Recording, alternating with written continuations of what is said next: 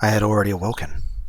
I looked at the clock to see that it was early in the morning, at just about 5. It was already light outside. Once I'd hardened my resolve to become a demon again, I could feel my whole body teeming with the awakened power once more. Time wasn't an issue. No matter what, I'd do it. I got myself up. The exhaustion of the past 2 days was completely swept away, and I didn't even feel sleepy anymore either. I slowly rose and made sure my body was moving like I wanted it to. I could feel blood flowing through each and every one of my fingers. As I got dressed, I let my mind wander, and had a strange thought. These 2 days, while I've said it was for Satoko's sake, the only thing on my mind has been killing. I've said it was for Satoko, but while actually carrying out the act, I'd completely forgotten about Satoko, albeit only temporarily. Maybe initially it was for Satoko's sake, but now I was just a demon, killing for the sake of killing, and as a result I'd sunk into a world fit for such a demon. Maybe it was the same for Satoshi, who resolved himself to kill his aunt to save Satoko, became a demon, and then disappeared from the sunlit Himbazawa, vanishing into the demon world, which meant that after all was said and done, I'd met the same fate as him. I'd tried to avoid making the same mistakes, but it happened anyway. Which meant that maybe Satoshi was here. Satoshi had come to this world a year before me, so he would be here somewhere. Then, surprised, I stopped walking. There was the second set of footsteps I'd grown so used to hearing. Could you be? Satoshi? The empty, lifeless air wouldn't give me an answer, but I felt a strange kind of relief that there was someone there, that Satoshi had stuck with me the whole time. Let's go, Satoshi. Once more. This reminds me of when Markiplier made that Into Space video. And he's like, once more, and then he puts his arm out there, and then he gets sucked into a black hole, like, ah! I think that's probably one of the best movies that anyone's ever made. This time we will set Satoko free for sure. I quietly slipped out of my house so my parents wouldn't notice. If they caught me now, when I'd been out way too late for 2 days now, they'd give me a really angry talking to. I didn't have the time to allow for that to happen today. I would put an end to it. If the dead body disappeared, then I didn't have to bury it. I could just burn it to ashes and then take them with me, so I could kill him again every time he resurrected. I'd do it again. I'd kill him again.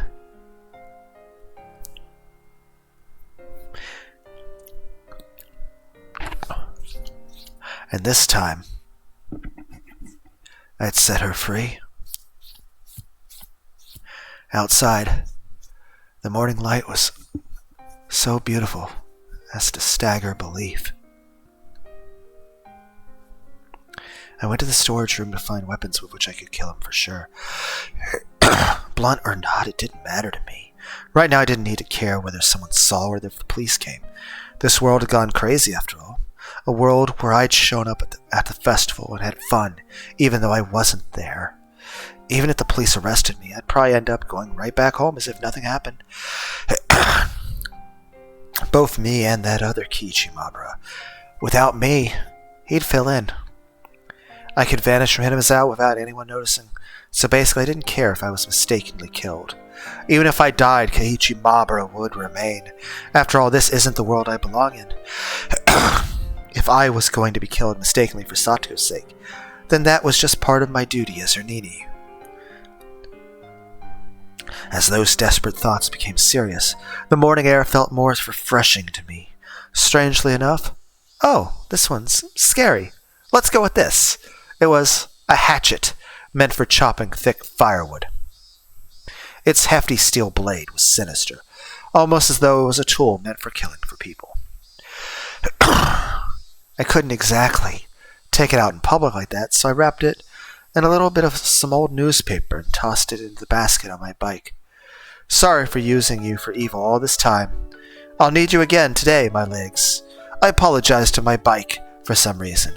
For the past 3 days, I've only used it for dangerous things. I'd been riding this bike ever since I lived in my old town. I could walk most places I wanted to go, so I hadn't used it that much. My mom had bought it for me when I entered cram school, thinking it would be a convenient way to get to the station since I was far away. So I'd always used it to get back and forth from cram school. I'd only ever put textbooks and class materials in it, for the front basket too.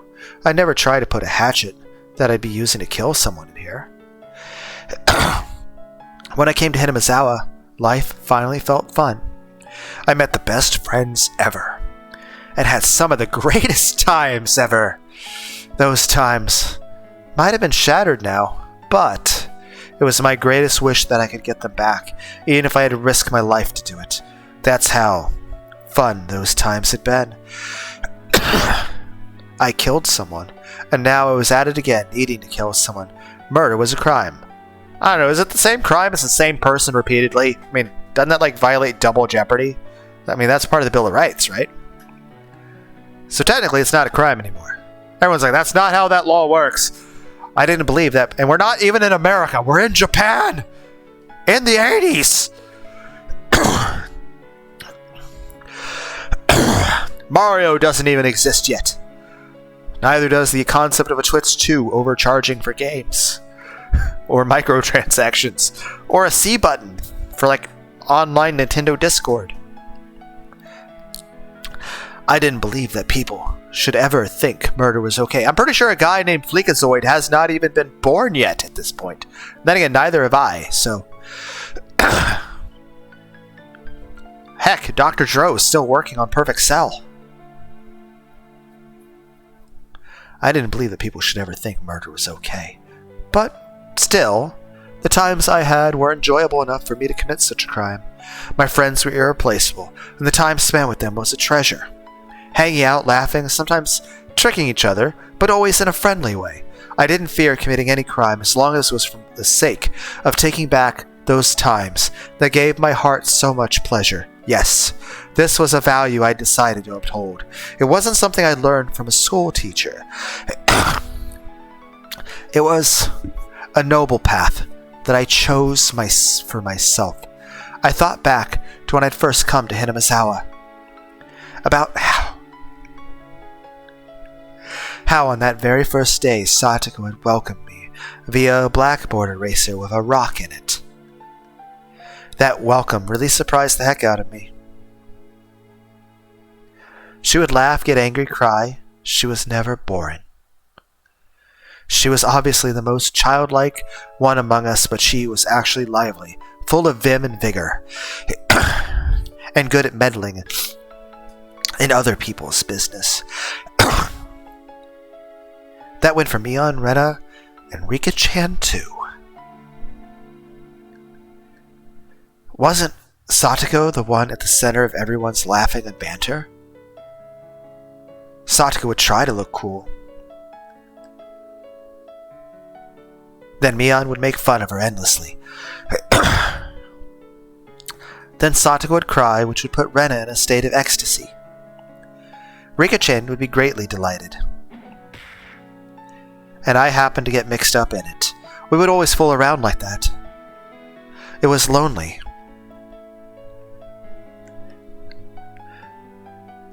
When someone wasn't around. But if I had to name one for whom it was the worst, it would have been Satoko. Her smile was everyone's smile. Ever since she stopped smiling, so did the rest of us. And for the rest of us, not smiling was the same as dying. It was just like when I was silently going to cram school every day, just to maintain my unchanging test scores. So basically, we were nothing when she wasn't smiling. She was full of hot air, but she was our princess, cute and unhateable. In that case, I was her knight, searching for the dragon's castle in order to win her smile back. Knights, of course, use swords. The awesome two-handed kind. I'm probably the only knight in history of the world to be taking someone on with a thick, rusty hatchet. Then I saw an old woman in the ridge of the field waving to me. Oh my! Keiichi-kun! Out for a morning ride, I see. Good morning! I reflexively waved back in a refreshing way. Should I really have been feeling so happy, waving like that? Satoko's house would be right past this road, going beyond the rice paddies. The cicadas had woken up too, and the next thing I knew, I was the audience to their daily chorus. I gave myself a hit or two in the head, and drove away the merry morning mood. I took a deep breath, then tilted my head back, quelling my pointless excitement. The body wasn't there. Its absence either meant my killing him had been an illusion, or that I'd killed him and he'd risen from the dead. If I was at the festival, then maybe I should have considered it an illusion. Coach probably thought that way, which is why he treated me like a lunatic, but it being an illusion was just impossible. I killed him without a doubt. Without a doubt.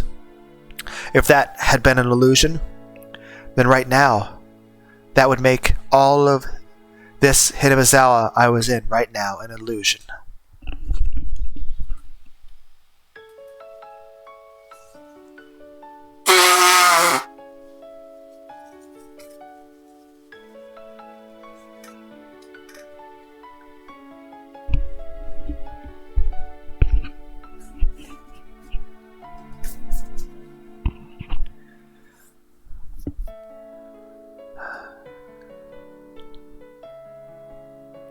If that was the case, then here's how it would end up. I was actually in a vegetative state due to a traffic accident, and I was currently dreaming in a hospital bed about how great it would be to spend time with friends and rice paddies like these. That was a terrifying thought, though. If this wasn't an illusion, then the only possible answer was that he'd resurrected. It would make him a literal monster. But if he was such a monster, then I was no less than a monster myself. I didn't hesitate to kill someone, and I could even manipulate curses. Takano-san had died probably because I'd cursed her. Or maybe that was a little much? If Coach Noishi died too, then I'd curse them to yesterday. Like I'd cursed them to yesterday, then I'd believe it. I set my bicycle aside and went to have a look. His motorbike wasn't here. Of course it wasn't. I sent it down to hell that night, throwing it in the Onagafushi swamp. Or maybe, just like how the corpse wasn't here, maybe the motorbike didn't get thrown in the swamp either.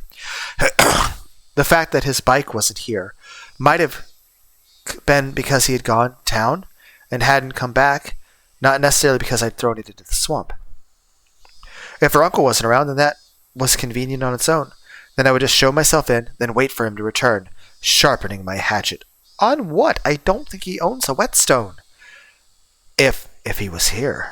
There, forgotten sensations came back to my gut. A feeling of tension rose within me. The sensation was like poison dulling my actions, but it could also be the trigger to allow me to awaken my superhuman, otherworldly self. I held the hatchet still wrapped in newspaper. Its weight in my hands was profound, sinister, and reliable. I didn't know what time it was without a clock, but it was still probably a little before 7. Satoko would probably be awake, preparing breakfast and her lunch, but her uncle would probably still be wallowing in indolence. A guy like him probably would have stayed up late drinking, and probably always slept until noon. I considered ringing the doorbell and having Satoko open the door for me, but if her uncle woke up at the sound, I'd waste my chance of him still being asleep. If Satoko saw me sneaking inside without ringing the doorbell, she'd be surprised. If I ran into her, what would I say? I've come to kill your uncle for you, so stay quiet. No, I couldn't do that. That would be like making Satoko responsible for his death. Be quiet and go inside. Maybe that would do it. How would Satoko react to that? She would probably try and get me to give up on killing him. I would have to lie somehow to get her to go outside. Satoko didn't even know that a murder was going to occur in this house. I couldn't quite think of a good lie to tell her, but I couldn't do much standing around like this. I made up my mind and grabbed the doorknob. Then slowly turned it and pulled.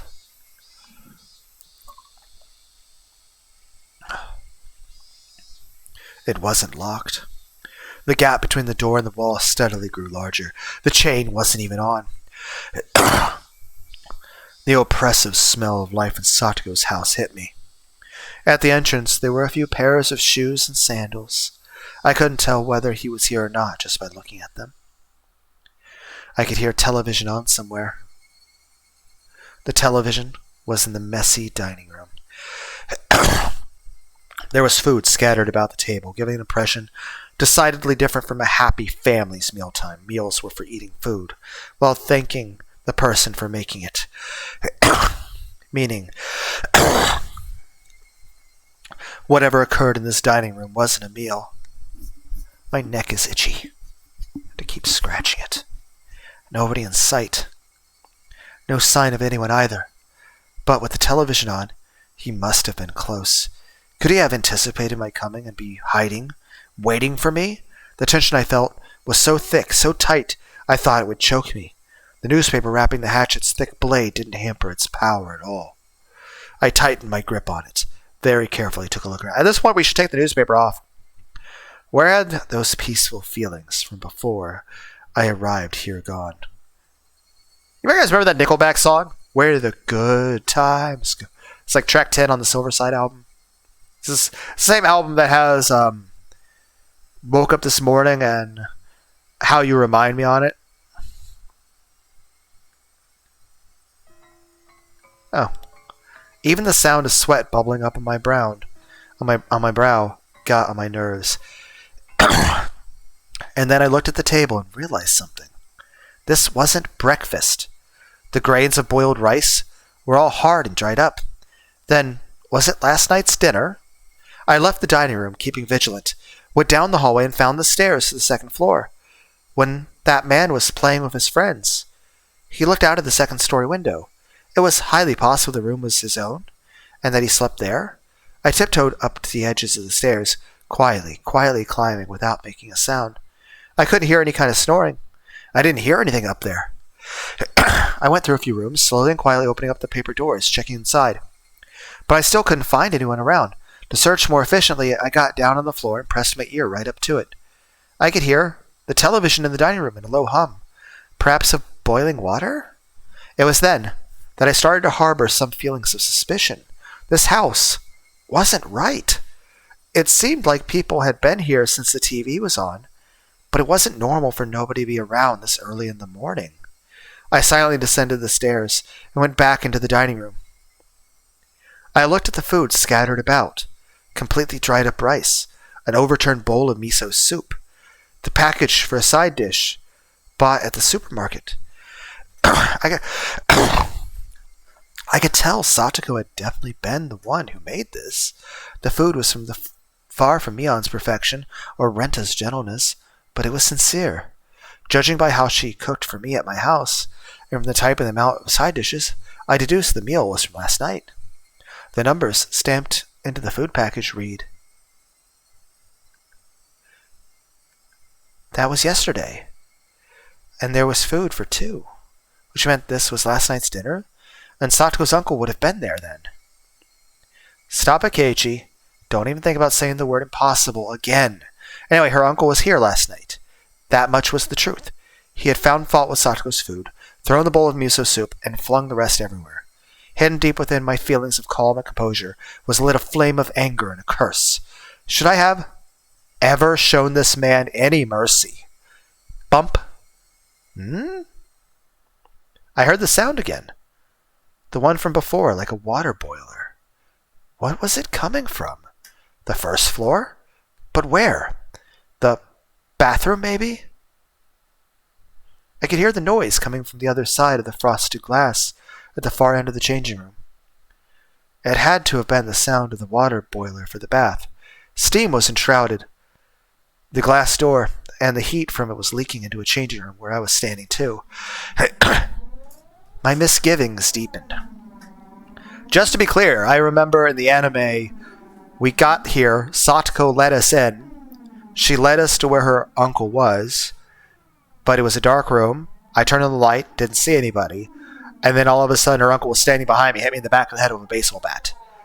And then I'm on the ground, profusely bleeding out of my skull, and then he's about to swing again to kill me. I tackle him, knock the bat out of his hands, take the bat, and use every bit of strength to beat him to death. And then after I'm done, I fall over, dying from the blood loss from my leaking brain. While Sato's screaming and then runs away screaming and crying.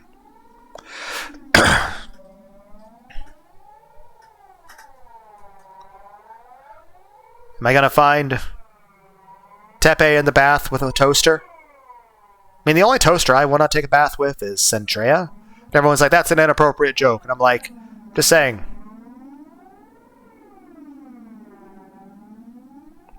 Centrea's models for the VTubing stuff, all of them are she's got dozens of them, and they're all really, really awesome. My misgivings deepened. People didn't normally take a bath this early in the morning. I take 20 showers a week. If one did, then it would mean that in this house time had been stopped ever since some moment last night. Whistle, whistle, whistle. Was it being reheated? The water boiler in the bathroom had been active this whole time. I checked in a clothing basket and saw Sato's familiar uniform stuffed in it. So is Tepe electrocuted in the bath? That would also mean Satoko is the one who killed him. Well, that's depressing. The uniform has stains and dried rice stuck to it, certainly not something she could wear today. It was probably from the miso soup at the dinner table yesterday. I looked hard at the frosted glass, but I couldn't see anything through all the steam, and then an electric surge ran through my mind, and a terrible premonition came over me. Could she possibly be in there since last night? That would be impossible. But no.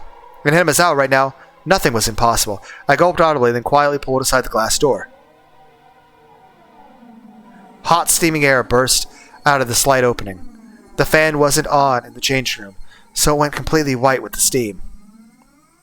Just as the hot vapor poured into the changing room, the cooler air flowed into the room with the bath, and I just heard, due to being hit by that air, a very weak moan. That was all I needed to know who it was. Satoko! No answer. Satoko was in the bathtub, surrounded by a thick layer of rising steam. The top half of her body was leaning over the edge of the tub, and she was passed out. The water boiler kept on making whistling noise as if angered. I could see the gas flame through a small window. It was roaring at full force, completely blue. Satoko's entire body was boiled red, flaccid, as though her bones had... We can still save her. We can... It's a good thing we're here early in the morning. The entire body was boiled red and flaccid as though her bones had melted away. She was almost like a doll as she laid there unconscious. I wasn't sure how many seconds had passed as I stared in complete bafflement. I came back to my senses and promptly shut off the boiler. Then I dragged Satoko's small body out of the bathtub. The water in it was as hot as the water in public baths. Was she in this boiling water for the entire... Oh, she's probably dead. Fuck. She'll die. Okay, we need to call help.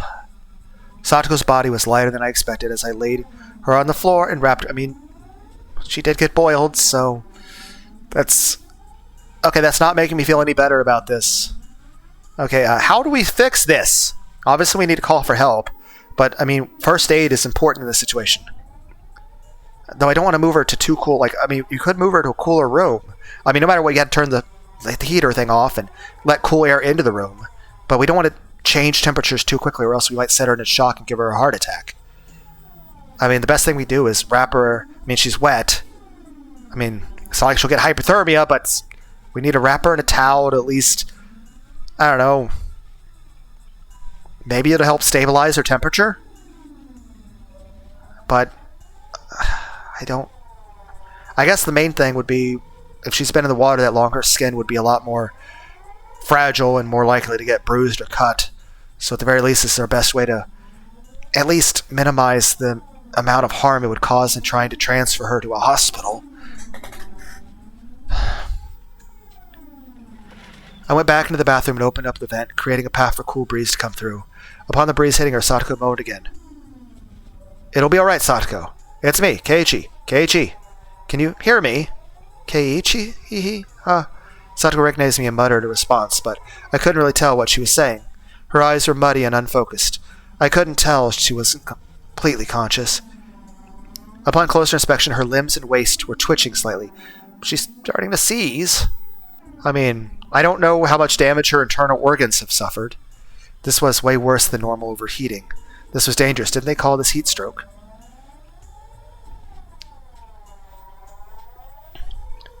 We need to try to gradually... Well, first things first. We have to immediately get, emergency services here to help. We need to call. We need to find the phone. We need to make a phone call now. And then we need to get back and gradually give her fluids. And I can't really have time to really call very much. I just go 911 or whatever it is for Japan and be like, hey, I'm at the Hojo residence. Satoko is in a severely life-threatening situation. She boiled herself in a bathtub. I think she has heat stroke. I'm going to try to treat her first aid. You need to get here now. I can't spend any more time on the phone. Bye. And then just leave the phone off the receiver. And then I need to get some somewhat cool water, not cold, and gradually get her to drink. And also I need to put some cool water around her too to try to cool her body off. I need to re-regulate her temperature. Think, what would the teacher do if a girl passed out in the middle of summer during a marathon in gym class or something? I turned the water faucet on in the kitchen all the way on, soaked a towel in it. I took the cold towel and pressed it at Satoko's forehead. We need immediate help. Satoko reacted harshly to coldness and let out a muffled voice. For burns, right, you would soak the burned spot under running water. Then, could I run cold water in the shower and cool her off like that? No, if it was that sudden, it would be good for her heart. Yeah, she'd go into shock. And I think I read that once before. This was about as much nursing as I could possibly give her. We need help. Even if it's Dr. Erie, as much as we're not trustful of him, we need his help. Any more than this would be too much, for the likes of an amateur. What happened, Satoko? You're all right now. I mean, I will. Your Nini will save you for sure. I mean, this is important. We need to reassure the victim so that they can, again, less likely to go into shock and for their comfort. But we need to get help. We're in over our head. 5,039? 5,000 for... What? What was Satoko reciting under her breath? I brought my ear to her mouth to better make out the mysterious spell-like words she kept saying. And at that moment I understood what they were for. Satoko, you're counting. Why? People tell little kids in the bath to count to 100 a lot, right? Satoko was counting like that. But 5,039? You moron! How long have you been... How long were you supposed to count in your own bathtub? 10,000... I doubted my ears and doubted her common sense. 10,000. You're a freaking idiot. What kind of dumbass can count to 10,000? There's no way you could do that. You'd boil to death before you got that far. Why were you... My uncle? Last night her uncle flew into a rage at the dinner she made, saying it stunk and was inedible. Satoko didn't understand what on earth he meant. It wasn't much different than what she usually made for him. Maybe he hated the smell of the pickled vegetables she bought in particular. Her uncle then decided the stink was originated from Satoko and shouted at her that she never ever took baths. And then he put Satoko in boiling water and told her not to come out until she counted to... I'll kill you.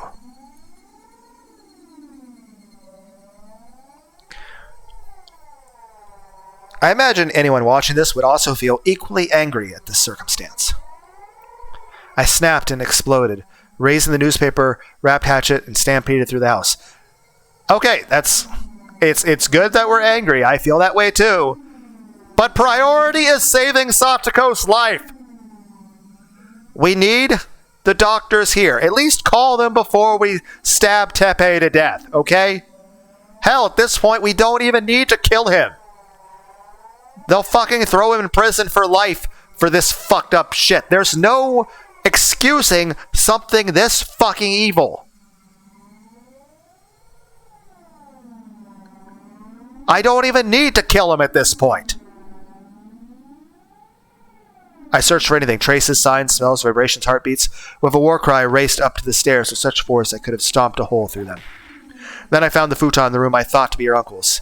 And well, aware that he wasn't sleeping in, I bashed it with a hatchet. Did he run into the closet? I busted the entire closet door down. Okay, this is all time that we could have emergency services be coming here. We still need to be treating Satoko. as well until they get here.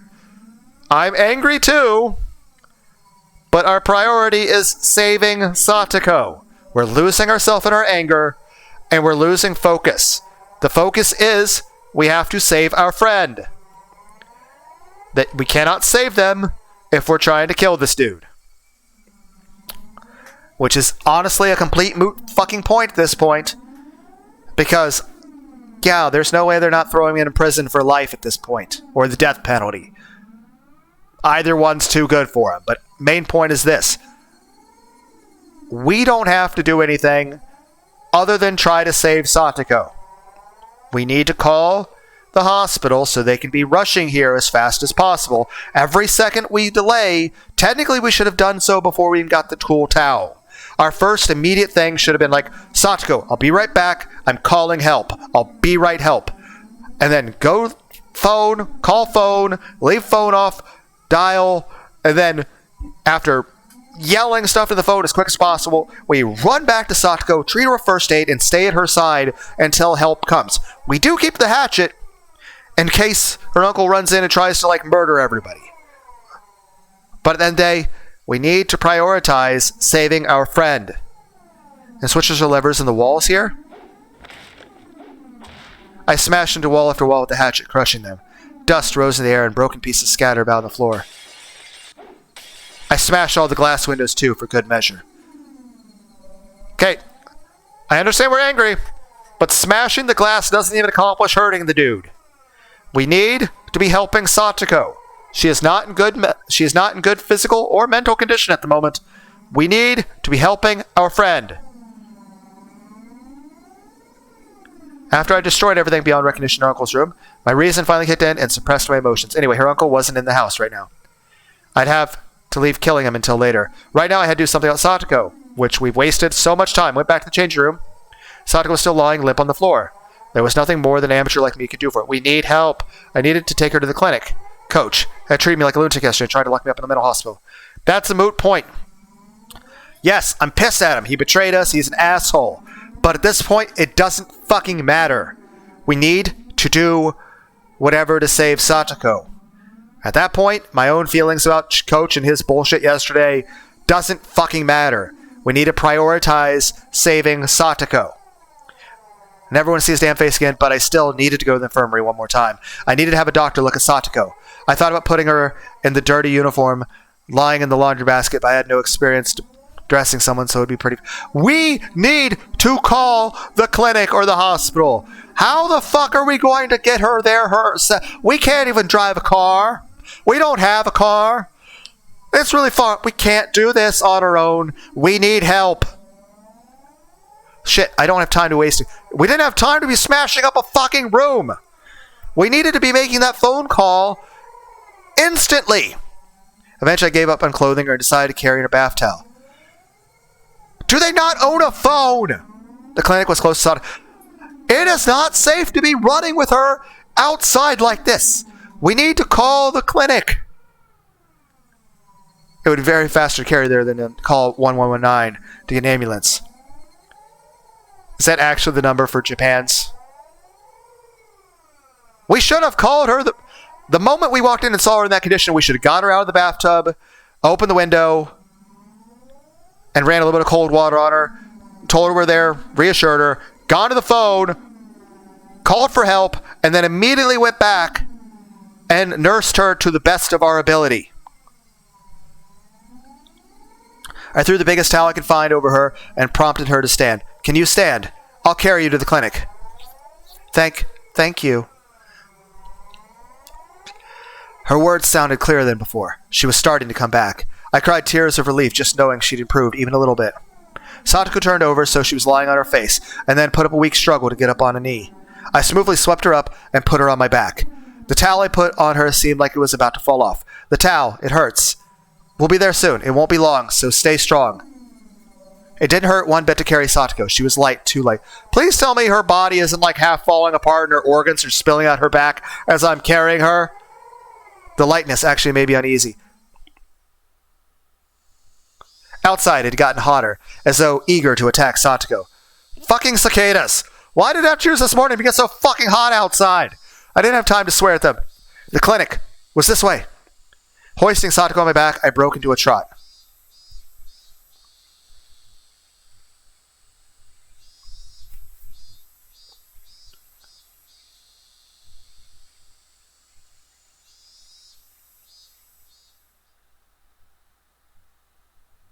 The hilly road to the clinic, with which I had never had difficulties before, was now torturous.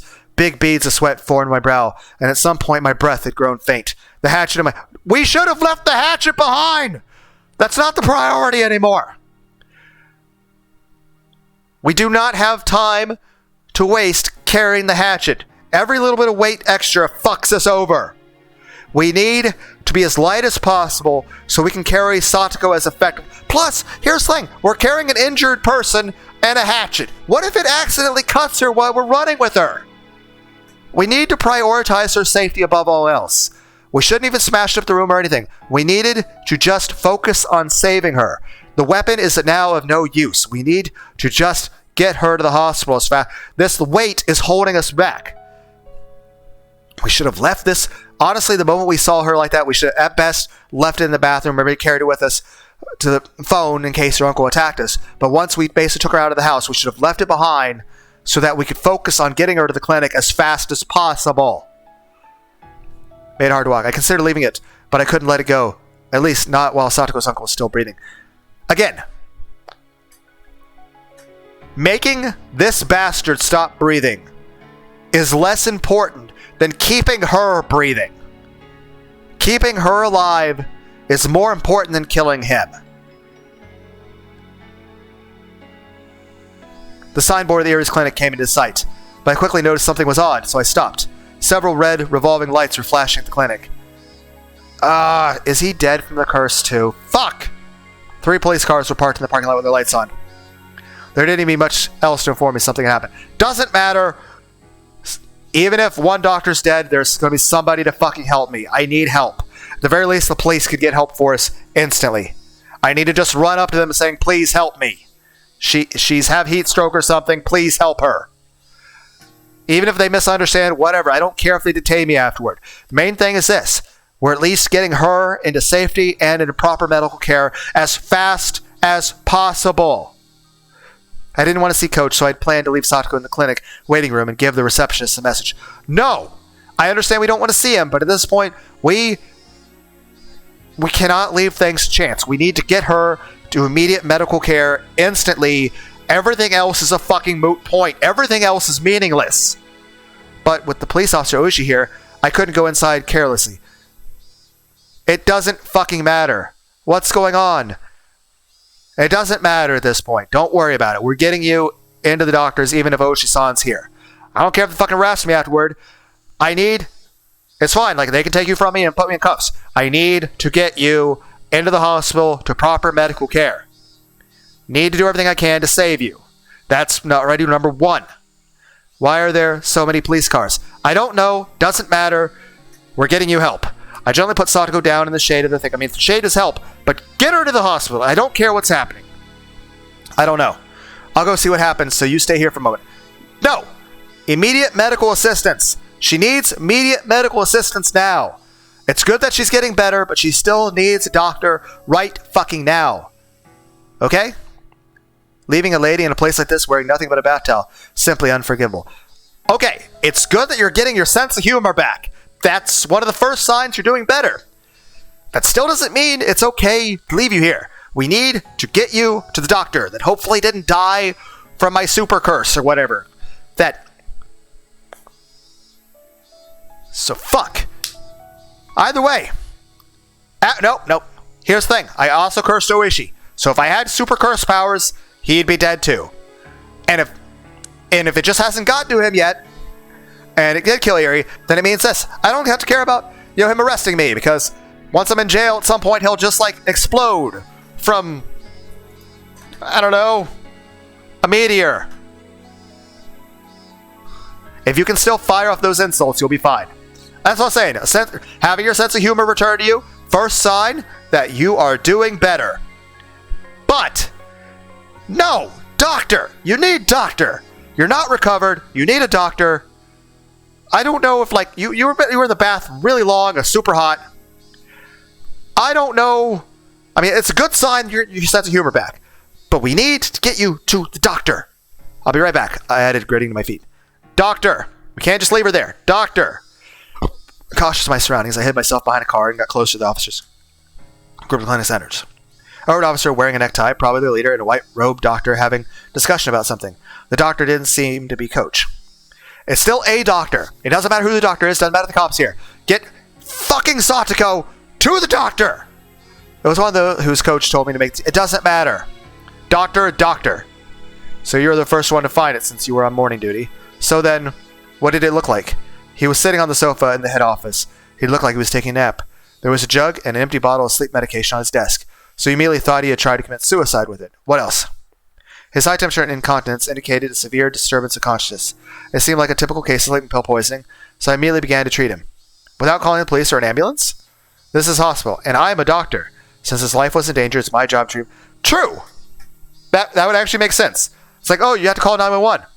I'm a doctor! In a hospital! At that point, why are you calling 911? You're just going to pick up the phone that rings like you're going to... I would say pull out your cell phone, but those don't exist yet. I'm just kidding. You're going to call one phone in the hospital and then pick up the one on the other. You're going to call one phone. You're going to dial the phone on your left side and pick up the phone on your right side and call yourself. Obviously, call a more advanced hospital. But main thing is this. As a doctor, there is leeway to go a little further than first aid because you're a doctor. Yes, I understand. Okay, what else? His breathing was disarray, so I put him on a respirator. I also administered breathing stimulants. It had no effect, so I prepared a medical ventilator and... Right. So in other words, you did what you could, but it wasn't enough. That's right. You reported this as soon as he died. Yes. It was very unfortunate that we were unable to save him. Just then, a radio in one of the police cars started to buzz, producing a broken mechanical voice. This is HQ. Kamiyoya, can you hear me? Over. Hello, this is Kamiyoya. We've come up with something. It looks like he committed suicide with sleeping pills. No notes or anything. Suicide? What the heck were they talking about? Someone had committed suicide at the clinic, but who? I wished Takano-san dead, and she died the next day. And yesterday I wished the coach was dead. Then, could he have... Did he use sleep medication regularly? I don't really know. Did he normally complain that he was tired or wanted to die? Well, Irie-sensei was normally so... well, himself. He never acted like that. So, I was right. Irie-sensei. They were talking about Coach. Okay, this is all time that Satoko needs to be seeing a doctor.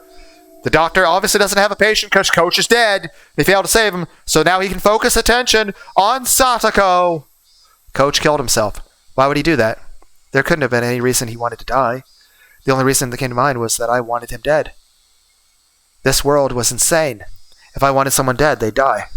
That was the kind of world this was. Then what about Oishi? What happened to him? If people really died because I wanted them to, then something should have happened to him, too. Oh, no, maybe you only get 2? I've sent backup. The chief wants you to leave the rest of them to get back to searching for Oishi's car. Now, technically, we wished Teppei dead first, and nothing happened there.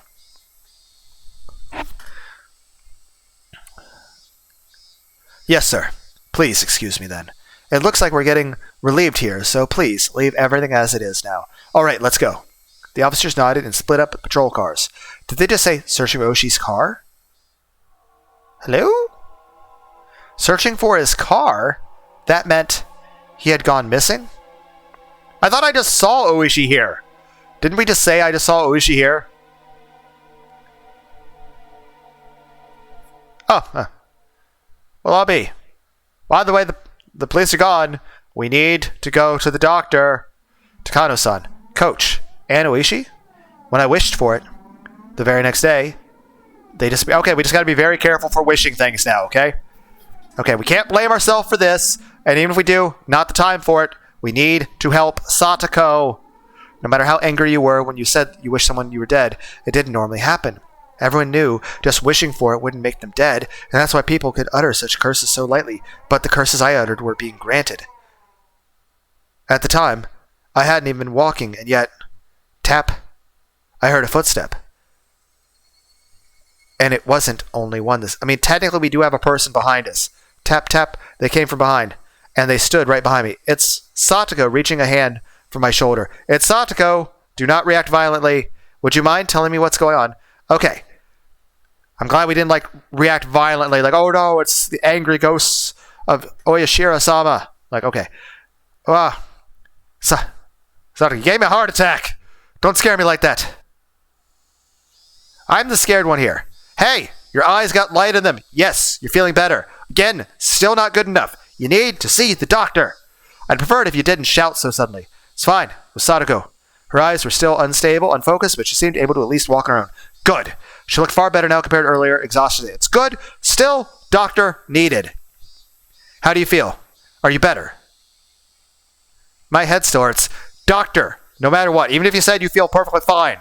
Doctor, you were in too serious of a condition to not see the doctor. But I can't stay looking like this forever. She gave me a smile, a show of courage, but her legs were still shaky. That's good. Okay, doctor. Anyway, what on earth is going on?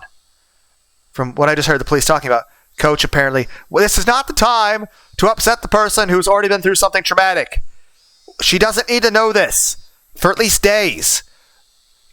She doesn't need the shock to her system. We need to just get her to the doctor. She doesn't need to know that the person she knows is dead.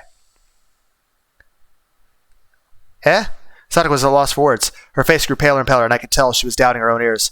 She's going to pass out. Keiichi-san, is that true? I didn't mishear you? Again, we don't have time for this. We need to take you to the doctor now. He's literally 20 feet that way. We need to be walking. We can talk about this, but we need to be walking as we talk. That's what I heard. They said Ira-sensei killed himself with sleep. Again, she doesn't need to know this. Even if she wasn't in a, not well physical condition from having almost boiled to death. Okay? Doctor! Satoko went down on her knees and broke out. Okay, pavement! That's gotta be hurting her knees. And again, this is props. We needed to get her to the doctor. This is inhibiting that. She's less able to walk now because she's more emotionally upset. And also is probably not very good for her heart, which is probably not very good condition because she's been half boiled. It can't be. Coach, he would never. We shouldn't have told her. Never ever kill him again. We should have at least taken her to the doctor. Maybe in a couple days tell her. But right now, no. As I watched Satoko cry and clawing at the grass, I felt myself trapped by guilt and remorse. I got so angry that Coach was treating me like a madman yesterday. That he betrayed me. Again, doesn't matter right now. We have to get her to the doctor. That I thought, before she has a heart attack, he'd be better off dead. But even Coach, who to me deserved to die, still must have had people who loved and respected him. Like Satoko here. In my selfish, egotistical anger, I wished for his death. And it was great. I'm not sure we actually do control that, and if someone else does, they're the ones choosing to grant that wish. So, it's their choice. And now Satoko was crying hysterically as a result. The guilt tore at my heart. I worked myself up to murder for Satoko's sake. I decided I wanted Satoko to be happy. But was that really all it took? Murder meant taking someone's life. It meant taking everyone attached to that person's sad. In Satoko's uncle's case, of course, nobody would be sad, so I didn't feel a sense of guilt at all. But Coach's death was different. I had wanted to make Satoko happy, and that had resulted in me inflicting a deep sadness upon her, hadn't it? But Coach killed himself. It wasn't my... Hick, sob. Satoko still hadn't stopped crying, but she seemed to be a little calmer now. Wiping her tears away, she stood up. Okay, we need to go to the doctor. Are your knees okay? I mean, you literally kneeled down onto fucking concrete and asphalt. That can't have been good. I'm sorry. And the only thing I could think of to say to her was an apology. Why are you apologizing? I mean, honestly, even if I hadn't, caused him to die via, cursing powers, I mean, in general, if someone and someone they care about dies, you tell them you're sorry. You're trying to give condolence. I'm not responsible for the person dying, but I feel bad that you're sad, and I want to make you feel better, but I don't know what else to say. Yesterday I got into a fight with Coach, and I thought that I wanted him to die. I wanted it so he really... Satoko looked at me dubiously for a few moments. Eventually her expression softened, and she interpreted my words in her own way. It isn't your fault, Keiichi-san. I mean, you're honestly understanding it pretty much clearly. He's dead, and I'm heck, even if it had nothing to do with that, I couldn't imagine, if you're having an argument with somebody, that you care about and saying hateful things to them, and that being their last conversation you had with them. Coach was an adult too. He felt like there was something he had to give his life for, and chose to do so after a lot of worrying and suffering. It's not anyone's fault. She smiled a little, trying to comfort me. Thank you, but again, I'm the one supposed to be saving you.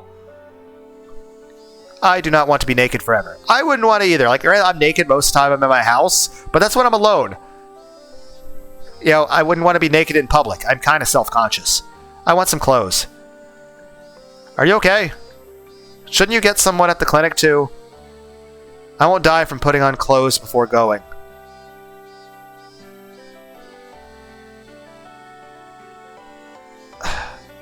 No! No! We're here! We need to just take it. The doctor will have clothes, okay?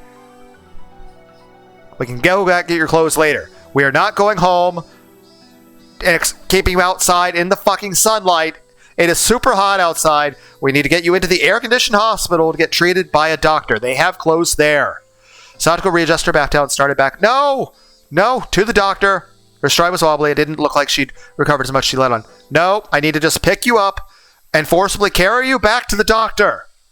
At first, Satoko tried to go back home, but it was at the time in the morning when people were going to school and to work. So after seeing people walking around, she thought better of it. She must have been pretty embarrassed wearing only the towel. Go to the doctor. I'm going to Rika's house. My clothes should be there. You almost boiled alive. We should not be outside in the sunlight more than necessary. We need to go back to the fucking clinic. You need a doctor. What's wrong, Keiichi-san? Satoko noticed how I was hanging my head and spoke to me. Despite how he might have come off, Coach was an adult, all right? Yes, I get it. I'm sad Coach is dead. You need to be doctor. He would certainly not have killed himself over a petty fight with you, Keiichi-san. Please stop blaming yourself. At first I thought it was coincidence, but with 3 people now, I couldn't discard the possibility. There was no such thing as impossible in this world. Or maybe it's just the fact that the people that you're cursing are because they're assholes, and, you know, the default effect of being an asshole is that you're an asshole to more than one person. Obviously, someone else took offense to that. These past 2 days haven't made any sense. Rika-chan's probably dead, isn't she? What hasn't? Satoko seemed to have trouble breathing, but she still tried to listen to what I said. Yes, because she had heat stroke. She still needs the doctor. She shouldn't be out here walking in the fucking sun. She needs to be in the air-conditioned building being treated by a professional. At the Tatarigoroshi festival the day before last, you went home on the way there, right? And I went there and had a lot of fun. So it would seem. I do apologize for getting so upset with you about it. Satoko remembered how she blew up at me in the classroom yesterday and bowed to me a little. If I said I actually didn't go to the festival at all, would you believe me? Satoko looked at me confused. Again, it is perfectly fine for us to have this conversation with her eventually. You know, after the doctor has treated her. She needs to be in the hospital first. None of these important, shocking things need to be told to her. Like, hey, Satoko, I know you almost died from being boiled to death from your abusive psychotic uncle, but would you like an existential crisis? Satoko looked at me confused. Like we're going to debate the Mandela effect. She couldn't help it. Or parallel universes. Why you've almost died. Of course. Of course I wouldn't believe you. What are you on about? You wouldn't, right? I don't believe it either. I mean, I didn't go to the festival, but everyone's saying I hung out with them there. Nobody would believe it, right? Are you being serious? I mean, maybe this is helpful for the person who might be going into shock. I mean, it's not keeping them calm, but it's making them think very, very hard. So maybe they'll be too focused on the fucking insanity to have a heart attack. Yeah, ever since the night of the Tatarigoroshi, everything's been messed up. These weird footsteps suddenly started following me everywhere. The blood drained from Satoko's expression. Footsteps? Following you? Yeah. You're not hearing them currently, are you? I thought it was just my imagination at first, but they stayed with me. They were probably still there. I can't tell them apart now because of your footsteps, though. Satoko took a long and hard look at me. Maybe she was doubting my sanity? Coach did the same thing. I mean, why wouldn't he, after telling him this? The more I thought about it, the more I was unable to endure the feeling that my hatred for Coach had been meaningless. On the day of Tatarigoroshi, I didn't go. I was doing something else the whole time.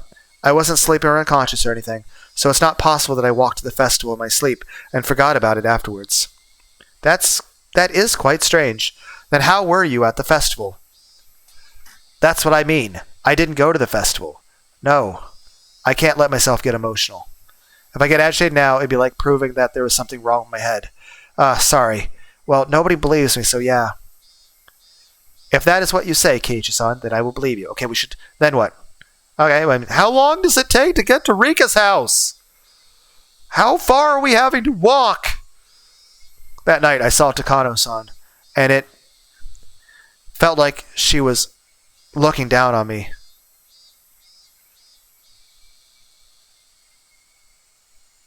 Why are we mentioning Takano-san? Why are we mentioning Takano-san? We were talking about Dr. Erie. We were also supposed to say that we never saw her. We made a promise to her. This is bad, so I made a wish. A wish that she would die. Oh, we're talking about how we... But we technically never saw her. Takano-san does have sort of air about her, doesn't she? I cannot say that I don't understand how you feel. Did you know that Takano-san died? It happened yesterday. Apparently she was buried alive somewhere. Is that true? Did she died? I wished for her to die, and the next day she was dead. And Oishi from the police, too. Do you know him? The annoying fat detective guy. Satoko nodded a little. I heard from the police earlier, but apparently he went missing. And yesterday, actually, I, wished that he... I mean, honestly, he kind of deserved it. He was a jerk. Is all this true? I'm not lying. I don't want to believe it either, but it's true. Takano-san, Coach, Oishi, I wanted them dead, and then they really died. For a little while, Satoko was at a loss. A long silence ensued. Again, I don't think it has anything to do with us, Keiichi. I think it's just we wanted them to die because they're assholes. And again, the interesting human trait about being an asshole is that you're an asshole to more than one person. So obviously they were an asshole to the wrong person. It's kind of like the whole Batman universe. People always say, oh, why doesn't Batman kill people? Like, first off, let's be clear, in the Injustice universe, nobody would even let Batman or Superman kill the Joker after the shit he pulled in that. Literally every single cop in the entire police station would have killed him on sight. Hell, for everything he did even in episode 1, the amount of straight up terrorist attacks and murder and millions of dollars of property damage. You know, somebody would have just straight up killed the Joker. Hell, most of the villains don't get along. It shouldn't have been that unheard of that Scarecrow or Killer Croc would have just eventually killed the Joker. Honestly, hell, some rich, someone in the Yakuza or the Mafia would have been upset, or the crime underworld, or heck, somebody would have just paid Deadshot or Deadpool or Deathstroke to kill the other people. Hell, Batman punches people really, really hard. Honestly, even 1% of the amount of times he's punched the Joker should have been lethal. It's not even an issue of he wasn't trying to kill the Joker. It just punching him. The dude is very strong. Just punching the Joker, being the fucking superhuman looking build that Batman has, should have been enough to kill him. Also, we're taking so long with this existential discussion about anime and comics and cartoons that, I mean, at least you look better, but again, you don't need to be directly in the sunlight like this. You had heat stroke earlier. What a scary story. I should be sure not to get on your bad side, Keiichi-san. Thank you, I appreciate the humor. It actually makes me feel better. And that's not all. There's something even stranger. It's about your uncle. I would rather you not talk about my uncle. He was there yesterday, right? At your house. Could we please stop talking about him? I don't want to. It's impossible. He couldn't have been there. I said stop talking about him. No, this is not... That man couldn't have been there after the night of Tatarigoroshi because I... No more, please. No more about that man. I killed him. With my own bare hands. Even the cicada stopped crying. Her face was streaked with tears and stiffened even more as she looked at me in disbelief. On the night of the Tanagashi festival, I killed your uncle. So it's impossible that he could have gone back home. But still, he went back. And last night he found fault with your dinner. You made him, yelled all sorts of things at you, and then basically boiled you in the bathtub. That couldn't possibly have happened. So I wanted to make sure I'd actually killed him yesterday. So yesterday I went to dig up the corpse I buried. But the body wasn't there. Is that even possible? I killed him for sure, but there was no body. And he went home like nothing happened to you, and that wasn't supposed to happen, was it? Satoko's entire body stiffened. She was shrinking away like there was someone in front of her, about to hurt her. You probably think I've gone a little crazy, don't you? I don't blame you. I can't believe it myself. Heiichi-san, I think you are very confused after all the people you wished were dead coincidentally died. You're just in shock at Coach's suicide, and you're really upset. Okay, I'm the one supposed to be helping you when you're in shock. I mean, but at the same time, thank you. I appreciate that you're being supportive and that your concern is that I am emotionally upset over Coach's death and I'm not thinking clearly. Honestly, that's impressive for a heat stroke victim. That I still should get to a doctor as soon as possible. I think you should stay home from school for today and rest. I'll be fine, so please take care of yourself. No, I need to get you to doctor. Yes, I'll go see doctor. I probably need to no matter what. Satoko spoke like she understood me, but she also told me to go home. I could see the revulsion in her face and knew that she didn't want to be around me anymore. Oh. Well, I feel sad. Will you be fine getting to Rika's house on your own? I mean, what if you pass out on the way? Once I showed you the clinic, I'll go home. Your legs are still shaking, aren't they? It would be terrible if you collapsed halfway there. Really, I am fine now. I do not want to expose my naked self to a man any more than this. Ha. Are you... I think she's having a heart attack from all the very stressful things we've been discussing. Also the walking in the fucking sun. And now we're going upstairs! It's stairs! We're going upstairs! She wobbled up the shrine steps looking like she was about to fall. I immediately ran up to her and helped her stand on her feet. I at least need to get you to Rika! But then Satoko promptly jumped away from me. That outright rejection hurt a lot. Okay, we just need to get you to Rika then. Once she got to the top of the stairs, her breathing was ragged, and she wasn't even looking at me. At this point, I was being ignored. Well, it was more like she didn't want to have anything to do with me. It really was this feeling of rejection. And that hurt my heart more than any blade could have. I mean, it hurts, yes, but at least she didn't have a heart attack from the shit I told her. So, that's good. We need to at least get her to Rika. Rika can get her changed. She should have spare clothes there. And Rika can make sure she gets to the doctor. This was the path I chose for her sake. To be treated like this at the end of all of it was just so saddening. Don't be naive, Kichimabara. You never wanted to be repaid in the first place. You didn't do it so that Satoko would thank you. You did it so Satoko would be happy. And that was what led to this ending. Rika-chan's house was a disaster prevention storehouse used by the town council. If you went past a little further through the shrine grounds, you would apparently reach the back of the assembly hall. Satoko was heading there, walking quickly, the gravel gate under her feet crunching as she went. Ow! Did she want to get there as soon as possible, or did she want to run away? I couldn't tell. And then, I heard the vigorous sound of wings flapping. Oh, no. No. I turned around and saw a crow. I hadn't seen many crows since coming to Hinamizawa. I saw them a lot in my old town, though.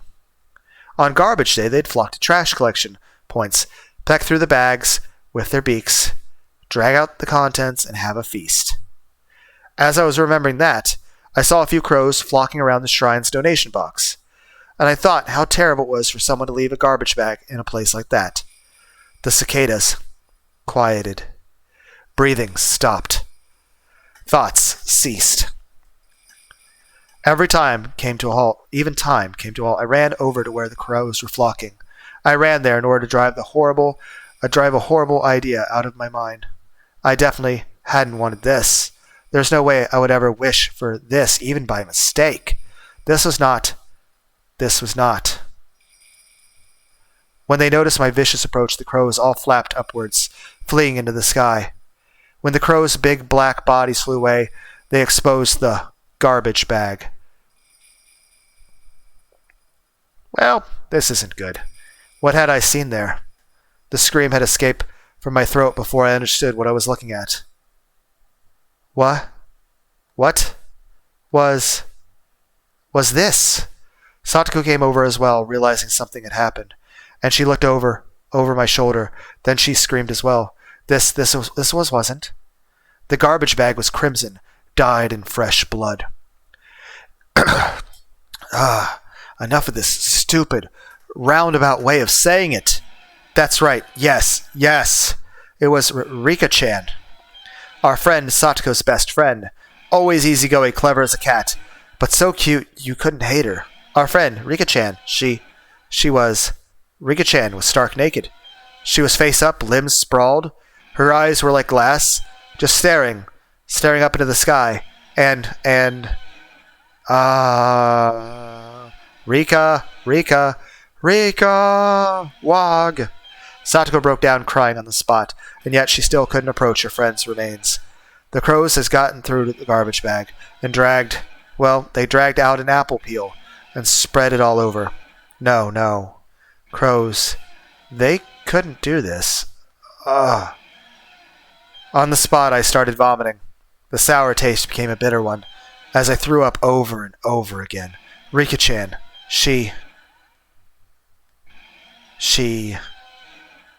her stomach was cut wide open vertically, completely open. Rika! Crows couldn't have done this. And from her open stomach, her organs, her bowels, were dragged out like a children's toys, left all over the floor. That unbelievable sight induced oxygen deprivation in my brain. Great! Now Satoko's either going to have a heart attack, or she's going to have a psychotic break. She is not in the physical condition for that. She literally almost died of heat stroke. We're still outside in the sun. This is not good. Color left my vision, a pounding headache, dizzy, and I wanted to vomit. We are starting to black out. That's not good. We can't help people if we're unconscious. It was like the nightmarish remains of a ceremonial killing. Someone somewhere had killed Rika-chan, brought her here, laid her here with her limbs sprawled out, and then cut open her stomach and dragged out her intestines. Red and pink viscera were sticking out of her gut, and her intestines were scattered in every direction, like it had been for fun. The entire ground was covered in an ocean of red and black. A few of the crows had hopped around inside of that ocean. They walked through the sea of blood, leaving bloody footprints. And those footprints, there were several still left on Rika-chan's body. Those sinister prints made it seem even more like a bizarre ritual killing. I may have wished for Takano-san and Coach Noishi to die, but I didn't remember ever wishing for Rika-chan's death. Yeah, it wasn't me. I stumbled backwards and stepped on a newspaper. A newspaper? In a place like this? The newspaper was what was covering my hatchet. I had kept it wrapped up and on my belt in order to carry Satoko. And that newspaper had fallen off. Sheesh, don't scare me like that. I bent down to pick it up, and then Satoko looked at me with such disbelief as I'd never seen, and froze.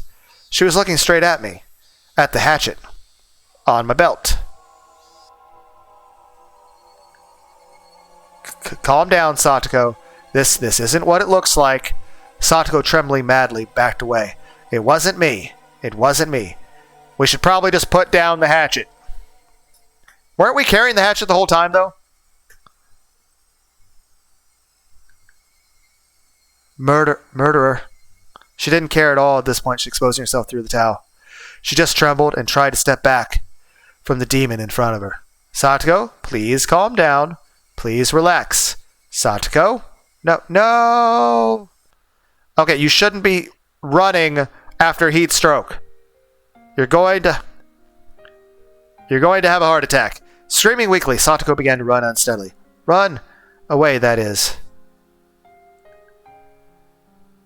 Wait, Satoko. You're wrong. That's not it. The way she ran, it was so weak, so slow. So if I wanted to go after her, I could have caught up. But if I tried to grab Satoko's shoulder or something right now, she might actually go crazy. So I had to follow her and try to clear this up. You killed Takano-san. And Coach. How?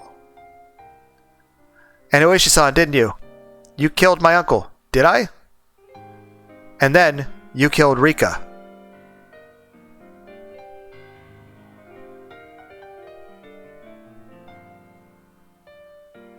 Here's the question. Was your uncle actually dead and you just been pretending he's not dead so that you wouldn't get taken away? Then again, no, I don't even know. But then you were arguing. But then you said someone came back. Like, are you hallucinating? How many of us are under Hidemasawa syndrome? You a murderer? No, it wasn't me. I didn't kill her. What are you saying? You just said it yourself, did you not? You wanted them to die. And then everyone died, didn't they? Well, no. Just wishing that they were dead. That couldn't. You don't even remember what you did do you? How can I trust a person like you? Didn't your memory of killing them just slip your mind? No. Maybe you're only pretending not to remember. Besides, what is that hatchet for? It was for killing your dad, uncle, person, the second time. Because it turned out he didn't die the first time. Try explaining that. It's for... See? You didn't even let me finish my sentence. Kage-san, you are a killer, aren't you? Technically, I haven't killed anyone. Not through lack of trying. Unless you count me yelling at trees in the middle of the woods. Why did you do it? You were a little mean, but you were fun and kind, and once I even thought of you might be my real Nini. Why did you turn into this? I might have been able to slowly answer each one of Sato's questions at a time. She's asking them in rapid fire, but this situation to explain my innocence in such a short period of time was impossible. I mean, I didn't even know if I was really innocent anyway. At the very least, I killed Sato's uncle. There was nobody but I killed him. Nobody but I killed. Without a doubt. At that point, I was far from innocent. I mean, is he dead, though? And I wish Takano-san, Coach, and Oishi were dead. Again, we don't have any power for that. And that curse of mine is a coincidence. Was granted. Had nothing to do with us. When I wished Takano-san died, I didn't think of it as anything more than a normal thing you'd say to someone you didn't like. No, we really wanted her to die, but again, we didn't do anything. We did consider killing her in the car multiple times, and we had concerns, but again, we didn't actually do anything. But then she actually did die. And I realized that if I wanted people to die, they would. Again, delusional, but we didn't actually do anything. And hoping it would happen again, I cursed Coach Oishi-san at the same fate. So even ignoring Takano-san's death, Coach Oishi-san were completely premeditated crimes. Again, we didn't actually do anything. Was I a killer, just like Satoko said? Was I unable to distinguish between illusion and reality and turned into a demon without remembering it? Becoming a killer who carried out Oishi-sama's curse? No, that couldn't be. It was impossible. Ah, damn it. That very word impossible was impossible with him as all right now. How many freaking times had I said that word these past 3 days? Satoko had started crying again and was walking unsteadily. At first it felt like she was still running, but now it was like she was walking away crying from someone bullying her. Why? Why did things turn out this way? Why? Look, if there was an answer to that, then I wanted to know too. Why? Why had it turned out like this? After Nini went away, I was lonely for a long time, but then Keiichi-san transferred to our school and everyone was happy again. It was fun again. Every day was beautiful. Yeah, she was right. Those days were bright and beautiful. And yet, after that Satoko and I shouted the exact same thing. How did it turn out like this? The cicadas were staring at the spectacle of our strange game of tag. Ah, shut up. Eventually I heard the murmuring of a stream. The forest parted, and a suspension bridge appeared. Satoko was crossing dangerously, wobbling as though she might fall at any moment, and when I stepped onto the bridge it swayed a lot, causing Satoko to stagger and fall on the spot. Satoko, are you okay? Don't come near me! You murderer! Satoko shouted, her hatred made very clear. It was sad.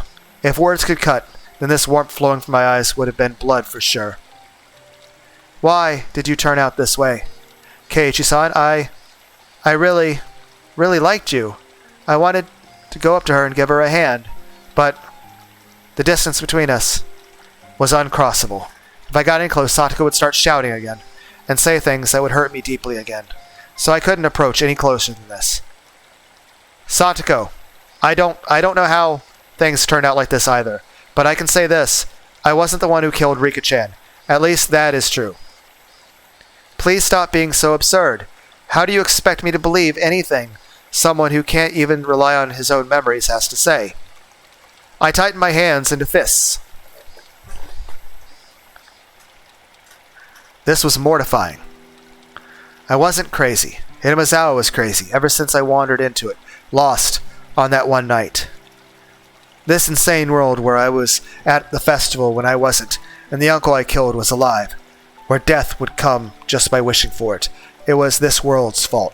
Mion and Rena started acting strangely like they were possessed by something too, and Coach wouldn't believe anything I had to say, and even Satoko, who I should have protected, was yelling at me like this. Was the price for killing a man supposed to be this high? Was I really going to be forced to stay in such a bitter world? I did the right thing. At least I wanted to. So then, why? I hated it every time I asked why the days Satoko and I enjoyed in peace went so wrong. Satoko, please believe me. I'm not a murderer. Then what is that hatchet for? I was going to kill your uncle. Can you give a convincing explanation for that? Is this hatchet scaring you? Okay, I'll throw it away. That's what you want, right? Satoko did nod, but she seemed to be in agreement with that proposition. I clumsily took the hatchet out of my belt, then dropped it over the side of the bridge into the stream below. There, it's gone. Now, you'll listen to me, right? You think I'll let my guard down just because you got rid of your weapon? Keiichi-san, you're strong. It would be easy for you to strangle me with your bare hands. Like hell I would ever want to kill Satoko. You idiot. Then what should I do? Should I put my hands on my head? Yes, why don't you? Please put your hands on your head and face the other way. It was a cunning plan, much like the ones she used during club activities. Putting my hands on my head and turning away would mean I couldn't attack Satoko very easily. I immediately acquiesced to her request, since it would make her feel better. Is this all right? Please listen to what I have to say. Satoko stood up, then carefully approached me from behind, and then she actually came right up behind me. She was so close, and yet I was so sad that I wasn't allowed to turn around. I sort of think I understand that it isn't your fault, Keiichi-san. Huh? I think, probably, you have just been possessed by something evil.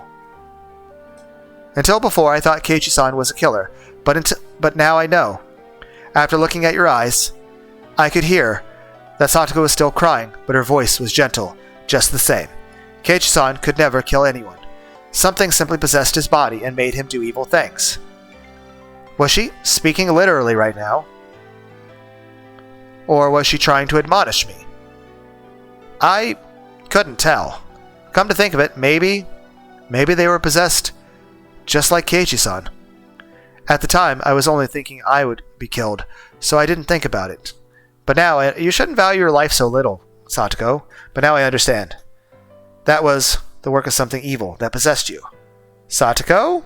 What are you? It was less like she was talking to me, and more like she was talking to herself, like she was confessing at my back. I understand, you know. It isn't like I haven't experienced it myself. Satoko's voice started to become mixed with sobs. Her pained voice tore at my heart. But I didn't know what Satoko was talking about. I climbed to the top of the ritual storehouse once.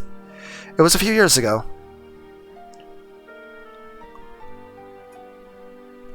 Once, when Satoko was playing hide-and-seek at the shrine grounds, she climbed onto the roof of the storehouse for ritual implements, which everyone said not to go near, and hid. Then Satoko saw that she could get in through a window meant for ventilation. For Satoko, the word curse was plenty scary, but she was more curious about what was inside the unknown storehouse. She removed the grating on the window, which was already hanging off, slid her small body into it, and climbed down inside. It was too dark to see much, but after descending she realized just how high up she had been. Despite the darkness, she could see a few things around her thanks to the faint light coming in from the window, and to her disappointment, it was just a regular old storehouse. She tried to leave, but the door was locked up from outside, and it was made to not open from within. She would have to go back out through the ventilation window she'd come in from, but the window was high on the wall, and there was no way she would be able to climb back up. Satoko desperately tried not to cry, and racked her brain thinking of a way to get out there. There was a lot of bird cages-looking things hanging by chains from the ceiling. She took the hanging chains and strung them along the wall. If she climbed up the bundle of chains, she might be able to manage to climb up to the ventilation window. There was nothing else she could do, so she had to try. And try she did. It was dark and creepy, and she didn't want to stay there forever. The more she thought about that, the more she panicked. She climbed the bundle of chains. Satoko could hear the clinks and clangs of everything creaking under her weight, and then, just as her hand reached the window, one of the metal fixtures she'd used to stick the chains on the wall flew off. The chains all began to pull loudly and furiously every which way. Spurred on by the sounds behind her, she managed to get back onto the roof from the window. Because of the weight of the falling bundle of chains, the other fixtures broke, and then one of the big bird cages hanging from the ceiling fell to the floor with a huge noise. Under it was an image of Oyashiro-sama, his vessel, and the cage took off one of the arms, then trapped some other implements beneath it. It didn't take very long for her to grow scared of what she'd done. The deafening noise could be heard from the rest of the shrine grounds. A few other children heard it and gathered around, and of course Rika was one of them. Then Rika's father, the shrine priest, with an angry look, ran over. And then, as for what happened next, it was painful to remember. The only one who knew where Rika's parents kept the key to the ritual storehouse was Rika. So he scolded her, saying that this happened because Rika pulled a prank and hid me in there. He was very angry and menacing. Just looking at him was enough to frighten anyone. He exposed Rika's back and took a strangely shaped ritual cane or something, and struck her with it several times. Rika's words at the time, "It wasn't me. It wasn't me. I'm sorry. I'm sorry." That pitiful voice, I still can't get it out of my head. I should have said it was me. I should have said so, to save my best friend from that false accusation, without being afraid of Rika's father's terrible temper. Rika gritted her teeth and cried at the crime she didn't remember doing. Ever since then, the world had been strange. I know, I understand. This is Oyashiro-sama's curse. His judgment for messing up the ritual storehouse and forsaking my best friend. Oyashiro-sama's curse. My father and mother too, they vanished in that muddy stream. My mean aunt died too, but then Nini, who loved me more than anyone, ran away from home, and then Keiichi-san transferred in. I thought I'd finally gotten my fun life back, but this time Keiichi-san was possessed. And even Rika got killed. There's something I heard once. Oyashiro-sama, when he really curses someone, he doesn't kill them right away. He goes in order of your closest friends, and after killing them all, he kills that person last. So Keiichi-san, the curse got you too. I'm sure that Rena-san and Mion-san will be cursed next, and then they'll kill and be killed. No, no more. No. Calm down, Satoko. There is no curse. Nobody is trying to torment you. When I turned around, I was thrust away with amazing force. Given my hands were awkwardly placed on my head, I couldn't take the fall and lost my balance, and I'd been pushed not into the bridge, but to the side, towards the stream. No, this can't be happening. As one last miracle, I was allowed to grab a cord hanging from the bridge. Far below me was the stream. We were pretty high up, and below were rocks of all sizes. If I fell, it clearly wouldn't be pretty. The entire bridge was tilting under my body weight. My frail little grip probably wouldn't last another minute before my fingers had to let go. Satoko! Satoko!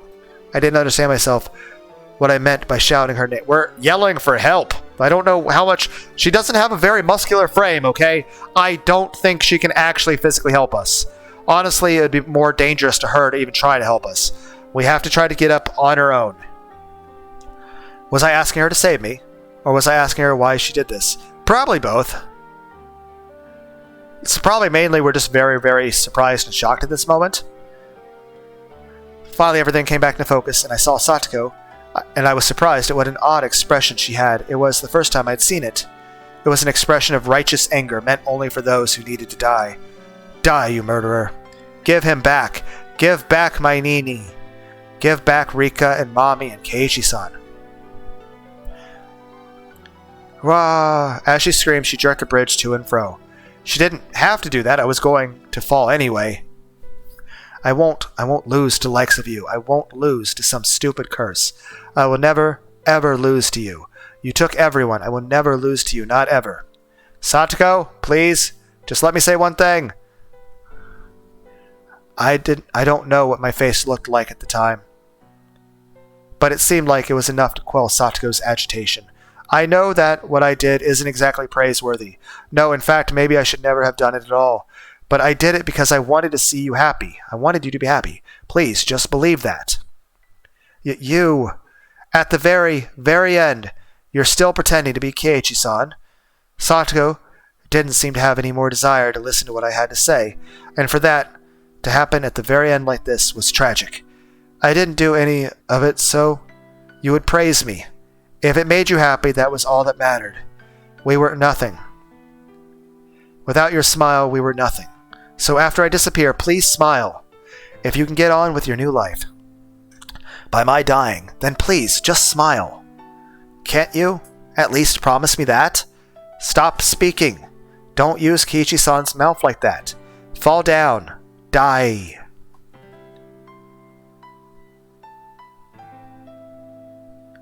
And those were the last words Satoko ever said to me. Those sad, tragic, and altogether unrewarding words. What on earth was I? My desire to make Satoko happy ended up like this. Where did I first go wrong? And what was the mistake I made?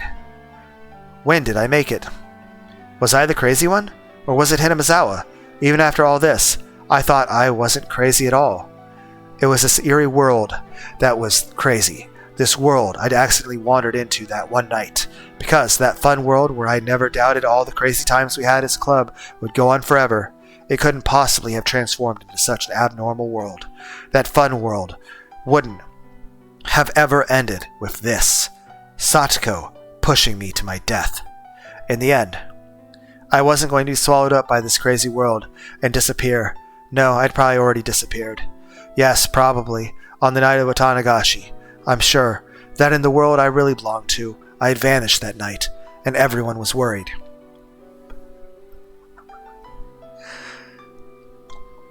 It was laughable that I had taken this long to figure out I wasn't around anymore. Oishiro-sama's curse in the 5th year, with Satoko's uncle dying, and me disappearing. In the real world, Satoko had already been freed. Maybe my friends were all lamenting my disappearance, and valiantly trying to get back on their feet. And even though they were down to 4 people, the club would reopen, and they would have a good time without me, waiting for the day I would come back. I'm sorry, everyone. I couldn't come back home. But this is what I wished for. It was my wish for Satoko's smile, and my duty as her nini. At this point, there will be nobody left to torture you. Because Satoshi and I, it took 2 years. But we succeeded. That annoying, toothy smile of yours, we wanted to see it one more time.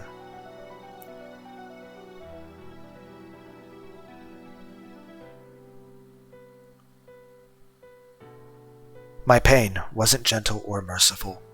It was a sharp pain, violent and powerful and ruthless. What little compassion I had receded in the span of a moment.